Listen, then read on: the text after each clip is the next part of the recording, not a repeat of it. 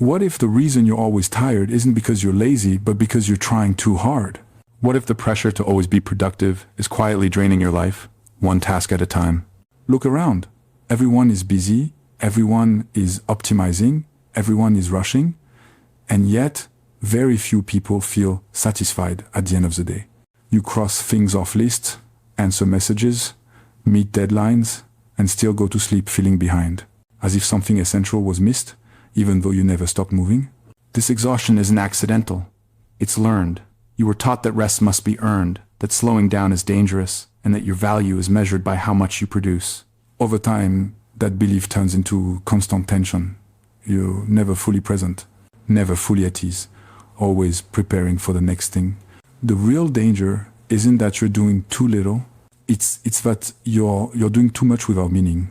And once you see this lie clearly, the entire idea of productivity begins to collapse. The modern obsession with doing more. Somewhere along the way, doing more became the goal. Not doing better, not doing what matters, just doing more, faster, longer, constantly.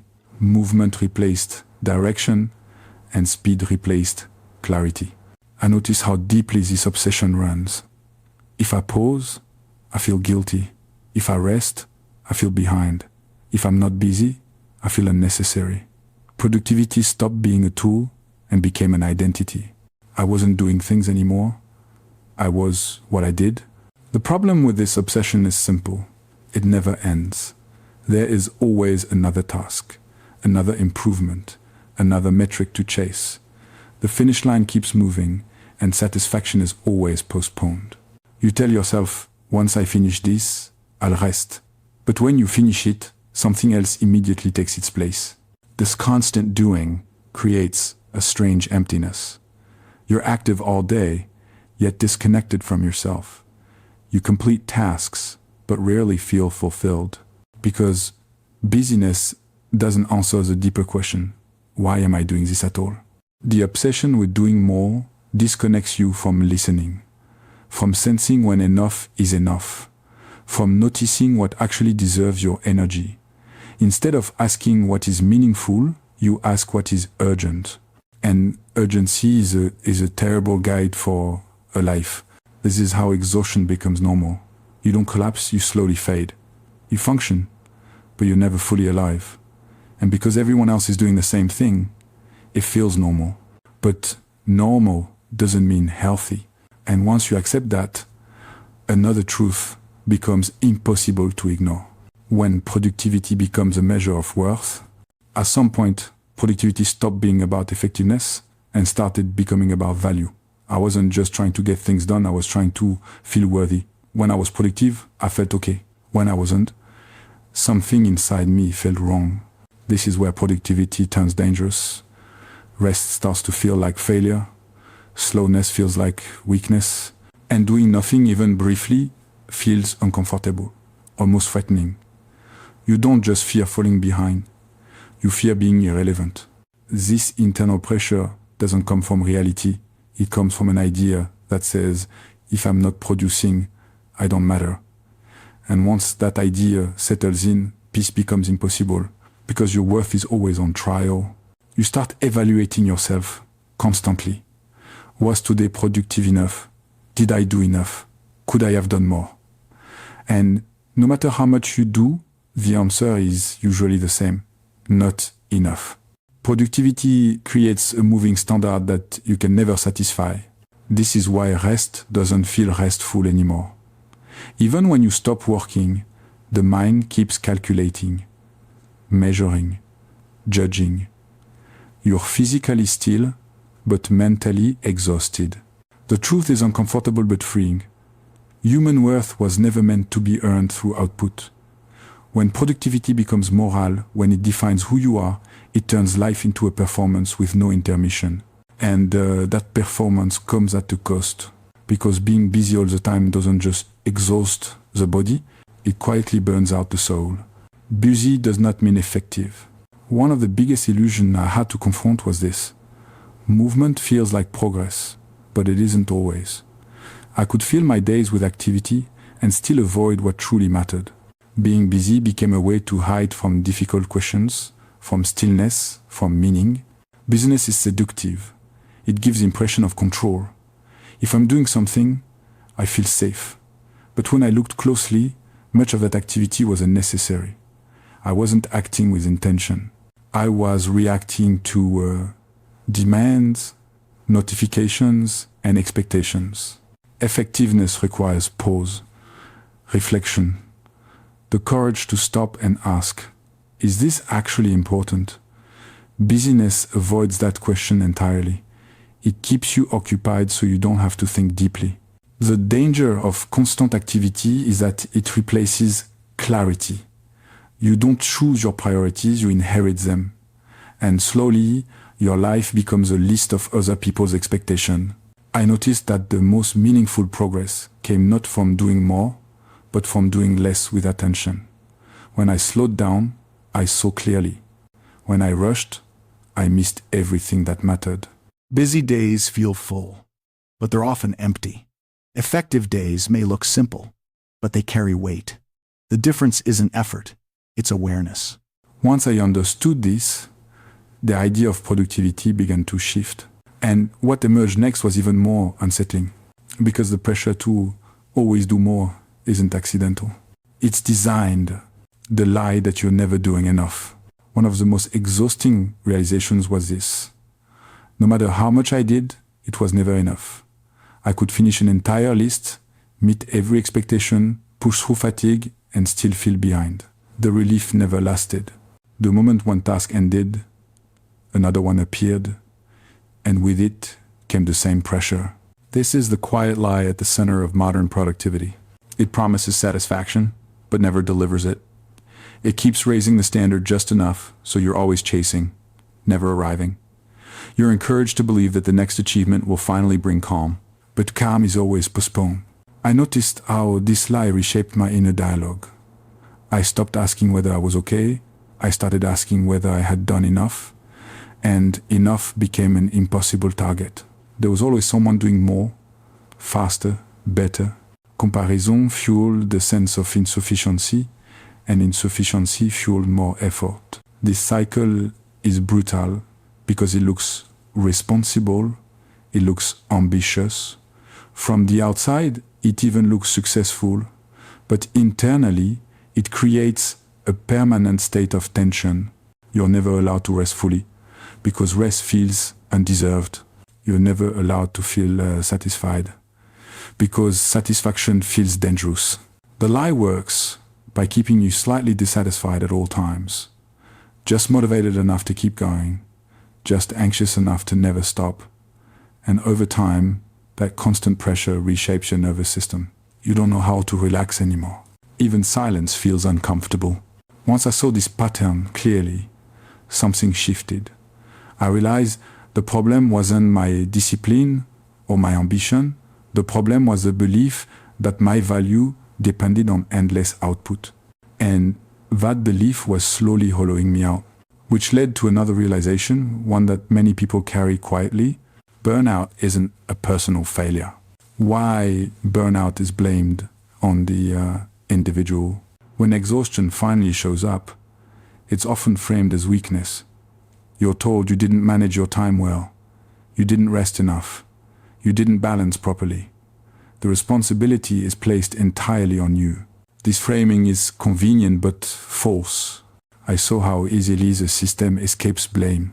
When the workload is unreasonable, the pace unsustainable, the expectations endless, the solution offered is always the same. Try harder, optimize better, push through. Burnout is treated like a flaw in character instead of a predictable outcome. This creates a second layer of exhaustion, shame. You're not just tired, you feel guilty for being tired. You start questioning yourself instead of questioning the structure you're operating in. And that self-blame keeps the cycle intact. I noticed how deeply this internalized pressure ran. Even when my body was clearly asking for rest, my mind accused me of laziness. Even when focus disappeared, I told myself to be stronger. Listening to limits felt irresponsible. But limits aren't the enemy. Ignoring them is. Burnout doesn't happen because you care too little. It happens because you care too much in a system that never says stop. And when effort is constantly demanded without space for recovery, something eventually breaks. What changed everything was realizing this wasn't a personal defect.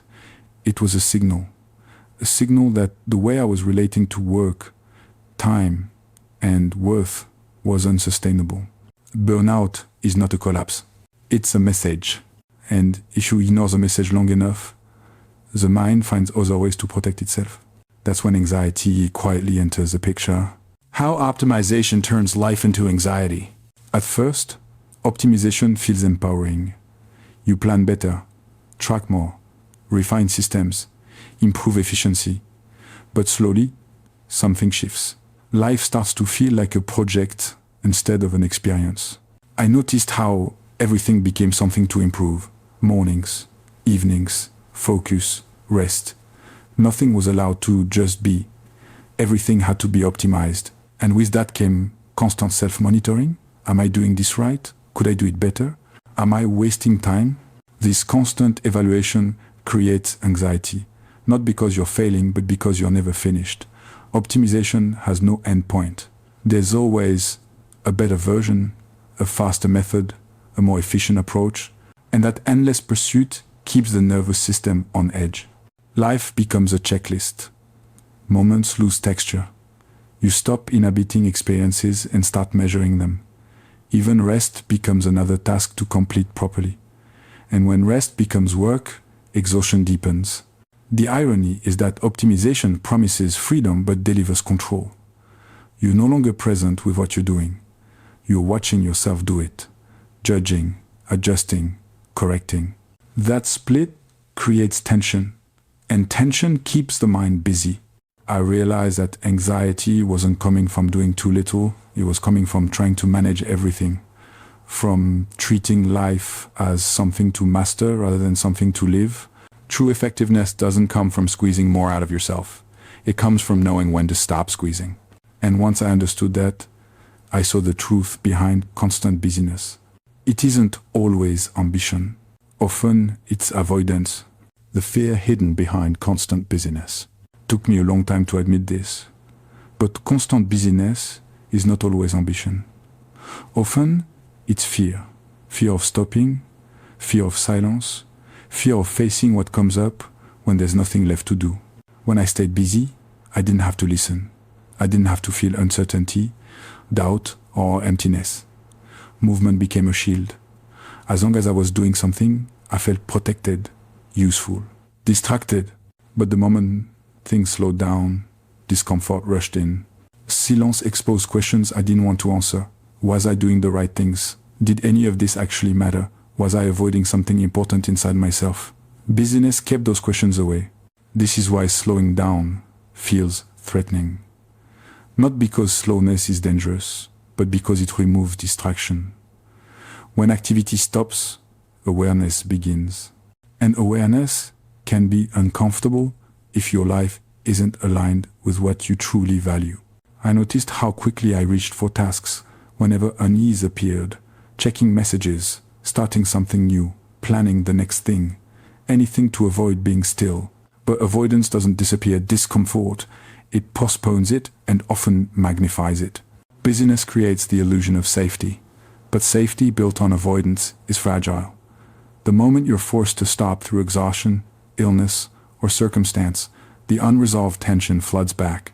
Understanding this changed how I saw my habits. I wasn't always busy because I was motivated. I was busy because I was afraid of stopping long enough to feel. Slowing down doesn't create fear. It reveals it. And once fear is seen clearly, it loses some of its power. You realize that what you've been running from isn't as dangerous as you imagined. It's simply unfinished attention. And that realization opens the door to something radical in a world obsessed with speed. Slowness. Why slowness is not laziness? Slowness has a bad reputation. It's often confused with lack of ambition, lack of discipline, or lack of ability. I believed that too. I thought slowing down meant falling behind. That if I ease my pace, I'd lose relevance.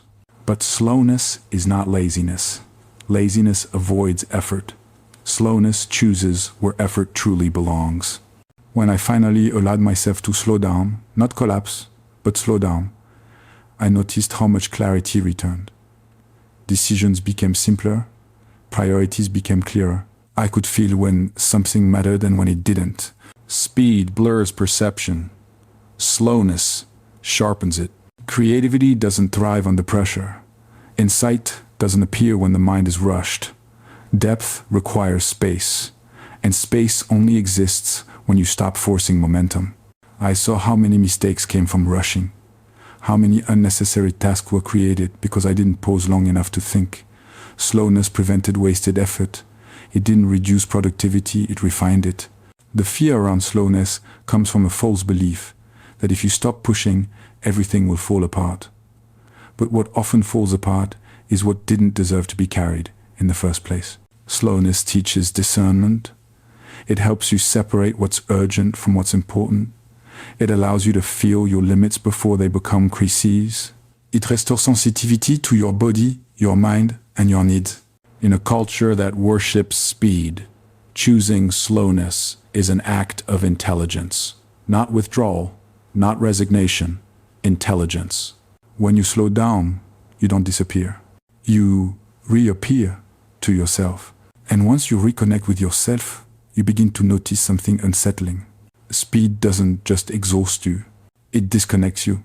How speed disconnects you from yourself. Living fast feels efficient, but it comes at a hidden cost. Speed pulls attention outward. It keeps you reacting instead of sensing. Over time, you lose contact with your own signals. I noticed how disconnected I had become from my body. Hunger signals ignored, fatigue overridden, tension normalized. When everything moves quickly, there's no time to listen. And when you don't listen, the body finds louder ways to speak. Speed also disconnects you emotionally. You don't process experiences, you move past them. Feelings pile up without resolution. Joy passes unnoticed. Discomfort gets buried. And buried emotions don't disappear. They show up later as irritability, numbness, or exhaustion.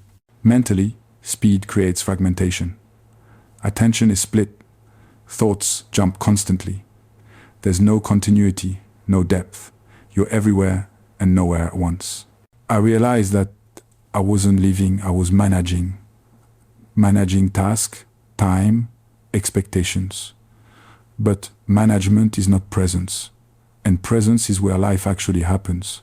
When I slowed down, sensations returned.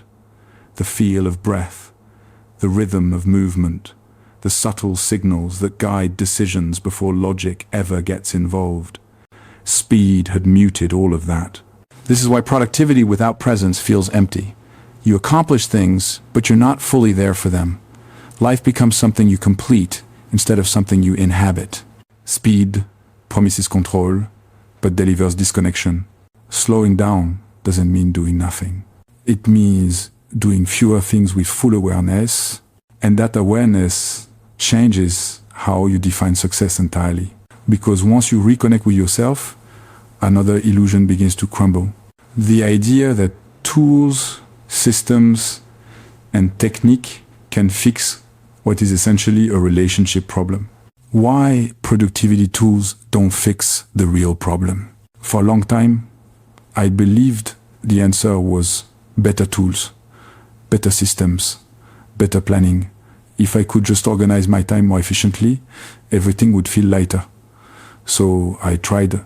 Lists multiplied. Apps promised control. Schedules became tighter. And yet, the exhaustion stayed.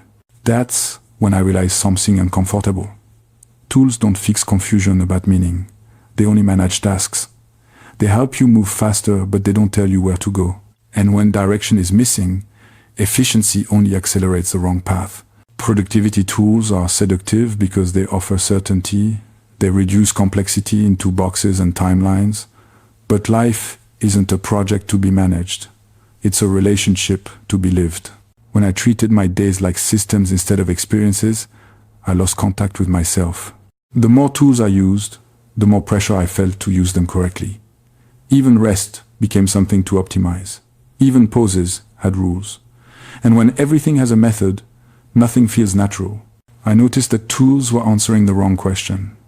They were helping me do more, when what I needed was to understand why I was doing anything at all. Without that clarity, every system felt heavy. This is the trap. When life feels overwhelming, we reach for control instead of reflection. We add structure instead of removing noise. But sometimes, the most intelligent move is subtraction. Tools can support clarity, but they cannot replace it. Without meaning, efficiency becomes violence against yourself. You move faster while feeling increasingly disconnected. The problem was never a lack of organization. It was a lack of alignment. And once alignment became the focus, another idea emerged, one that felt almost rebellious. Doing less. Why doing less can be more intelligent? Doing less sounds irresponsible in a culture obsessed with output. It feels risky, almost dangerous. But doing less doesn't mean doing nothing. It means choosing. I realized how much of my energy was scattered. Too many commitments, too many priorities, too many directions. Everything felt important because I never stopped to ask what actually mattered. Doing less requires courage. The courage to disappoint, to say no, to leave things unfinished. But without that courage, everything becomes diluted. Effort spreads thin, meaning disappears. When I began doing less, something unexpected happened. Focus returned, depth replaced urgency. I could give real attention instead of partial presence. And the quality of what I did improved not because I tried harder, but because I was no longer divided. Doing less creates space. Space to think, space to feel, space to recover. And in that space, intelligence emerges naturally. You start seeing connections. You notice what drains you and what nourishes you. This isn't about minimalism as an identity. It's about respect for limits. Human energy is not infinite. When you pretend it is, you pay with clarity, health, and joy. Doing less doesn't shrink your life. It sharpens it. The fear behind doing less is the fear of missing out, but what's often missed is the present moment itself. When you're everywhere, you're nowhere. Choosing less is choosing presence, and presence transforms effort into meaning, which leads to the most misunderstood practice of all. Rest. Rest is not a reward. It's intelligence. Rest is often treated as something you earn, something allowed only after exhaustion, something justified only when everything else is done. But that way of thinking is backward. Rest isn't a reward for productivity, it's a condition for clarity. I noticed that my best decisions didn't come when I was pushing. They came when I paused, when the nervous system softened, when the mind had room to breathe. Without rest, perception narrows. Everything feels urgent. Everything feels heavy. Rest restores perspective. It reconnects you with your body. It brings sensitivity back online. And sensitivity is intelligence. It's what tells you when something is wrong long before burnout arrives. The refusal to rest isn't strength. It's fear. Fear of falling behind. Fear of becoming irrelevant. Fear of facing yourself without distraction. But when rest is avoided, the body eventually forces it through exhaustion, illness, or collapse. Intentional rest prevents that violence. It's not passive. It's an active decision to stop harming yourself in the name of productivity. When I allowed rest without guilt, my relationship with work changed. I worked with more attention, not more hours. I stopped proving my worth through exhaustion. Rest didn't make me lazy, it made me clear, and clarity is far more powerful than effort without direction. Once rest becomes intelligent instead of conditional, the entire definition of productivity begins to shift. And what emerges is something far more human. Presence is the real productivity. At some point, I realized that productivity had distracted me from something essential, presence. I was doing many things, but I wasn't fully there for any of them. My body was present, but my mind was always ahead planning, calculating, optimizing. Presence changes everything. When I'm fully present, 1 hour of work carries more weight than an entire distracted day. Attention sharpens, decisions become simpler. Effort feels lighter, not because he's reduced, but because he's focused. Productivity culture teaches speed. Presence teaches depth. When attention is fragmented, work multiplies. You make mistakes, correct them, redo things, and call it effort. Presence prevents that waste. It allows you to see clearly what matters and what doesn't. And clarity is more effective than any technique. Présence also reconnects you with satisfaction. Not the loud kind that comes from achievement, but the quiet kind that comes from alignment. You finish something and feel complete, not rushed into the next thing. I noticed that when I was present, I didn't need to push myself. Action flowed naturally. When I wasn't, I needed pressure, deadlines, and guilt to move. Presence is not slow, it's precise, and precision changes how much energy something costs. When you're present, life stops feeling like a race you're losing. It starts feeling like something you're participating in. True productivity isn't about doing more. It's about being fully where you are. And once you see that, even the idea of a successful day begins to look very different. A different definition of a successful day. For a long time, I judged my days by numbers. Tasks completed, hours worked, output measured. And most days, no matter how much I did, I went to sleep feeling dissatisfied. That changed when I redefined what success meant. A successful day is not one where everything is finished. It's one where there is less inner violence, less rushing, less self-judgment, more coherence between what I do and what I value. Some days, that means doing very little, but doing it well. Other days, it means stopping earlier than planned, because exhaustion has appeared, and instead of pushing through, I listen. This definition of success feels unfamiliar at first, because it doesn't rely on external validation. It's internal, quiet, almost invisible, but it's sustainable. When I stopped measuring my worth by output, my days softened. I could work without proving, rest without guilt, say no without explaining myself endlessly. A successful day leaves space, space to breathe, space to feel, space to end the day without feeling like I betrayed myself. This doesn't mean abandoning responsibility. It means meeting responsibility with intelligence instead of violence. Success, I learned, is not about domination over time. It's about cooperation with it. And when days are lived this way, productivity stops feeling like pressure. It becomes a byproduct of clarity, which leads to the final understanding, the one that dissolves a lie completely. You are not a machine. The deepest lie behind productivity is this, that you are a machine, that you exist to perform, to optimize, to produce endlessly. But you are not built that way. Machines don't need meaning. Humans do. When I treated myself like a machine, everything suffered. My body resisted. My mind rebelled. My motivation faded. Because something inside me knew this wasn't how life was meant to be lived. Humans move in rhythms. Energy rises and falls. Attention expands and contracts. Ignoring this doesn't make you strong, it makes you fragile. Real intelligence respects limits instead of fighting them. Productivity, when separated from humanity, becomes destructive. But when rooted in presence, rest, and meaning, it becomes natural. Effort flows instead of being forced. You don't need to optimize your life. You need to inhabit it. And if this perspective helped you see productivity differently, don't keep it to yourself. Like this video so others exhausted by pressure can find it. Share it with someone who feels guilty for resting. And subscribe for more grounded ideas that replace pressure with clarity. You don't exist to produce endlessly. You exist to live.